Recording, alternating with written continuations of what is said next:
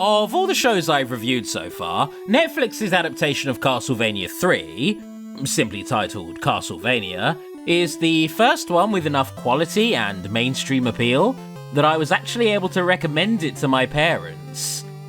As you might have guessed, my parents are cooler and more discerning in their tastes than I am, but that is not to say that this show is fun for the whole family. So far, I've reviewed family-friendly shows based off of family-friendly games, adult shows based off of adult games, a somewhat family-friendly show based off of an adult game, and now we can finally complete the set with Castlevania. Little Billy, who grew up playing 1989's Castlevania 3 on his NES, was likely facing his 30s by the time 2017 rolled around. So with that in mind, British writer Warren Ellis decided to appeal to Little Billy's nostalgia with a more violent reimagining of his childhood classic. One that can be enjoyed by pretty much anyone who enjoyed seasons 1 to 4 of Game of Thrones. By which I mean the good seasons. Go find the breastplate stretcher! Now! And while we're on the subject, if you do want to go seek this show out yourself and give it a watch, maybe check the content warnings. I won't highlight anything too gnarly in this review as per my format, but the show goes some places. Anyways, we begin with Season 1, which only lasted for 4 episodes, all released on July the 7th, 2017. These 4 episodes gained so much immediate acclaim that an 8-episode-long Season 2 was renewed that very same day. God, streaming services are weird. I don't know how creators deal with stuff like that.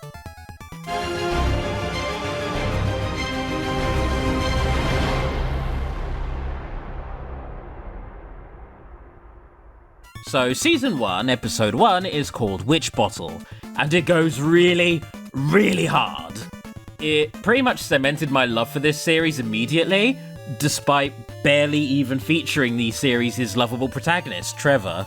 Instead, we get to see the events that lead to Dracula's reign of terror. From the very first shot, this show's brutal, gothic tone is firmly established by this field of skewered human remains leading towards Dracula's castle. And braving this journey is surprisingly not a Belmont, but rather a very brave woman seeking the means to help people. My name is Lisa. I am from the village of Lupu. I want to be a doctor. You bang on my front door because you want to daub chicken blood on peasants. Do you remember that era where every piece of media was described as being a better love story than Twilight?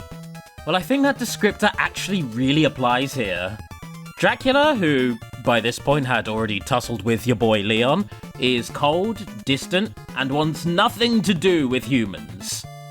And yet, Lisa's honesty and compassion is able to warm his cold, dead heart within moments.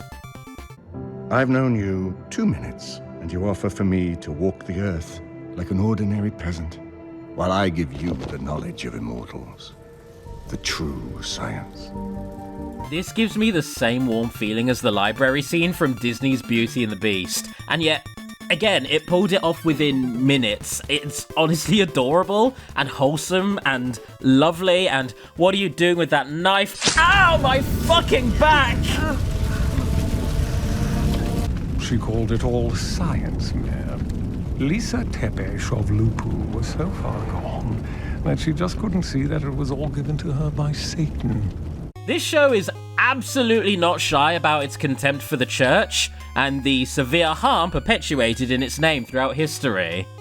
Nor is it shy about depicting the brutal, fiery executions of oh so many innocent women who just wanted to heal people with practical medicine, or happened to be mentally ill, or talked back to their husbands one too many times. Thanks, humanity!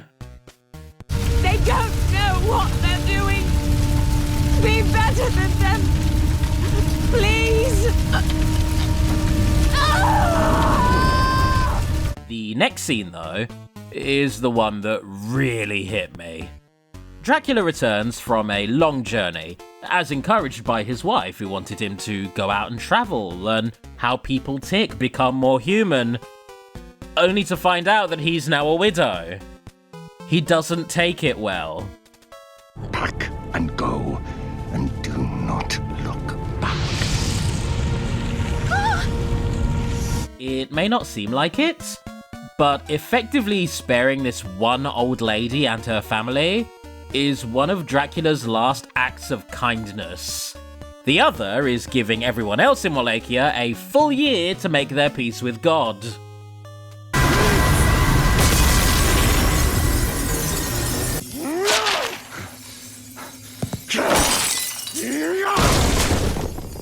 I hate that I can't sever a certain mental connection about a tall, dark-haired man smashing his room over his beloved Lisa, but I do know that this scene is very powerful regardless, especially when Dracula's son enters the room to talk him down from his rampage.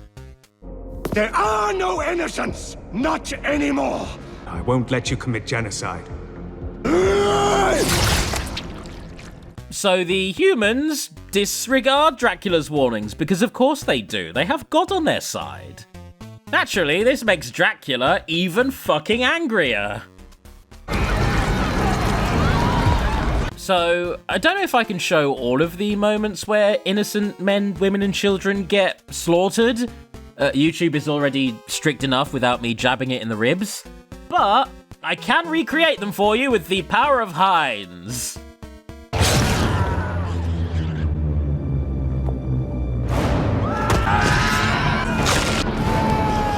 Oh shit, I missed one. After that horror, we then cut to a drunkard in a nearby pub, ranting about a goat fucker. I'm not joking.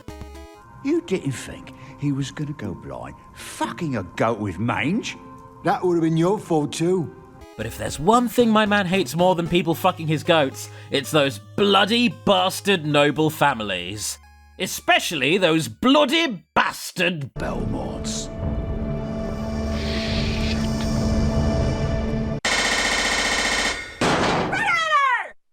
Huh. I actually didn't know that this was a Frederator show. We've come a long way since Fairly Odd Parents and Adventure Time.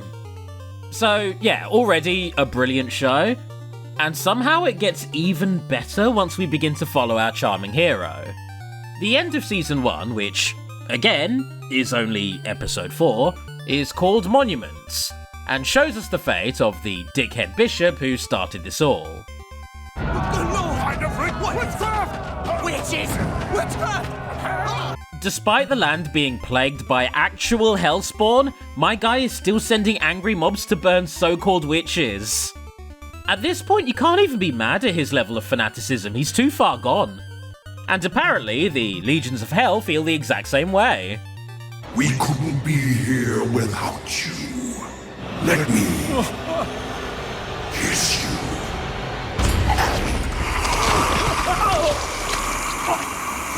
We then cut to Trevor, cornered by the bishop's angry mob. That is until he's rescued by Sypha, a nomadic magic user who faces similar religious persecution. Yeah, I know, right? A Romanian nomad persecuted by an overzealous Christian priest. Crazy stuff, only in fiction, am I right? The speakers stayed here to offer aid. It was your bishop who brought all this down on us. Your bishop who started it all by killing a defenseless woman. And that was a nat 20 on your charisma check. The angry mob is now on your side.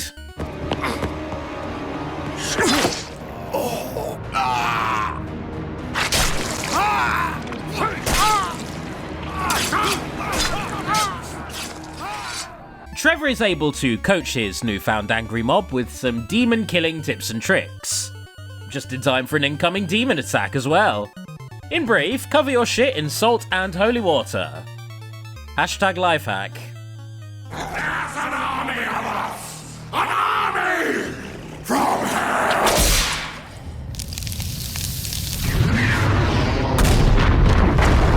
Cool as it was, that explosion sends Trevor and Sypha tumbling into an underground chamber. which then leads them to a very interesting set piece. I didn't do that. Inside the coffin, we find what seems to be an injured vampire. Sypha assumes that he's the prophesied Messiah, the one who will end Dracula's reign of terror. Trevor, on the other hand, gets a little aggy, as Belmonts are generally wont to do when facing off against a fucking vampire. Stand the fuck up. Given that this is in fact Alucard, Dracula and Lisa's dumpier son, who was recovering from the wound his father gave him last year, this fight is essentially just an act of needless grandstanding from a pair of overly prideful meatheads. Doesn't make it any less amazing, though. I will incinerate you before your fangs touch that man's throat. I thought I was your legendary savior. So did I, but he saved my life. Once the murderous intent subsides, the three of them are able to team up, leaving together to put a stop to Dracula. Perhaps the world, and defeat my father. Why? Because it is what my mother would have wanted. So, for over a year, this was all we had of Castlevania's Netflix series. We were starving for it. I know I certainly was. But thankfully, when October 2018 finally did hit, I had the self-control to put down Smash Ultimate for a day, and instead spent it blitzing through Season 2. And oh my god, it was brilliant. The first episode, War Council, begins with a flashback, showing us an exchange between Lisa and one of her patients. The very same sweet old lady who was spared by Dracula. This powder is a medicine that grows as mold. You're giving me mold? I think I want the leaves. Unfortunately, this is the same night that saw Lisa apprehended as a witch. And even before she's taken in for questioning, she already knows that her husband will see her aggressors killed. He's come so far, don't make him do it! No, don't make him kill you all! Please! We then cut back to the present, where Dracula assembles a colourful group of so-and-sos to aid in his violent conquest, with the greatest of the lot being his two human generals. Hector, Isaac, present me with plans for our next steps today. I had to look up these two named characters because their in-game counterparts debuted in Curse of Darkness, a PS2 game which I haven't played. That hiccup aside, these two seem to be complete reimaginings, especially Isaac, who went from being a flamboyant sadomasochist to a stoic flagellant. Godbrand, you've never met anything you didn't immediately kill, fuck, or make a boat out of. I like boats. I'm a fucking Viking. We're supposed to make boats out of things. Dracula confides in both Hector and Isaac that the reason he values them over his vampire brethren is that other vampires only see humans as food, whereas they actually harbour hatred towards humanity as a whole, giving them motivation to engage in Dracula's genocidal campaign. They will suffer. The suffering doesn't really matter to me anymore, Isaac. Only the death. We briefly ping back to our main party, who are seeing off Sypha's nomadic family. Your people are going to be fine, you know. And steeling themselves to do what must be done. I'm sorry, Mother. But who cares about any of that? Zombie puppy! Here comes the boy. So Hector and Isaac are Forge Masters. Essentially, they are necromancers who repurpose the dead humans into more of Dracula's servants. After making peace with Godbrand, a major antagonistic force during this season, Hector discusses the state of the war with him. But it seems chaotic, undirected, as if we were lashing out at humanity without any real plan beyond wild destruction. I think wild destruction is what he wants. And so the episode ends with Dracula bamfing Castlevania to a new location. The rest of the season then plays out with our heroes trying to pin down the castle so that they can actually storm it, fighting off Dracula's hordes all the while. I can't recommend it enough. Please go and watch it. Highlights include vampiress Camilla being that bitch, Dracula's followers kicking off over his plans to essentially drive their favourite food to extinction, which turns out that wouldn't be good for them, and Hector realising what a colossal fucking mess this all is. But, as per my format, I should probably talk about how the season ends. And in this case, the epic climax takes place in the penultimate episode. Episode 7, For Love. Are you ready for this? No. But let's put an end to this anyway. Our three heroes venture right into Castlevania itself, and the vampiric infighting comes to a very sudden halt when the three of them casually saunter into the foyer. And... oh, wait, excuse me. Sorry, I'm just losing my shit at this orchestral cover of Bloody Tears.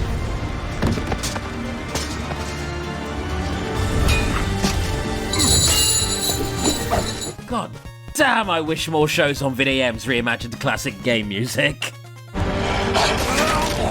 Oh my god, Alucard has his full form! Yes, yes, yeah, go on! Oh shit! He fucking zipped him! He didn't even have to do that, but he just did! I'm giving up the censorship, who cares?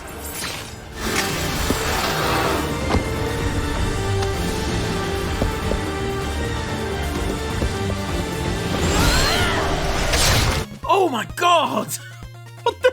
Whoever choreographed these fights, they're amazing. All of these kills have been amazing. So, after what might be the best fight scene I've ever seen in my goddamn life, Dracula and Isaac are the only ones left remaining, hiding away in Dracula's study. You would give your mortal life to preserve my immortal one? I choose my death, as I chose my life. Then I regret only that I have taken a choice for you. Oh, wow. Due to how well the villains are written in this show and how much time we spend with them, this genuinely hit me right in the heart. Dracula saving his only friend, as well as the only human he deems worthy of living? That is powerful. Given everything we've seen of him, that is a lot. It ends in the name of my mother. It endures in the name of your mother. And so the final encounter begins, and despite how easily our party of three bodied all of the other vampires, Dracula calmly explains to them why he's the final boss. You must be the Belmont. That said, a 3-on-1 fight is still a 3-on-1 fight, and together they keep enough pressure on Drac to get him on the ropes. I have had enough!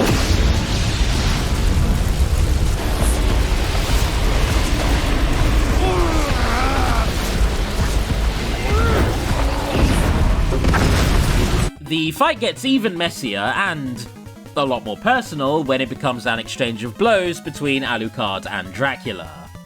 Physical and verbal. You want this to end as much as I do. Do I?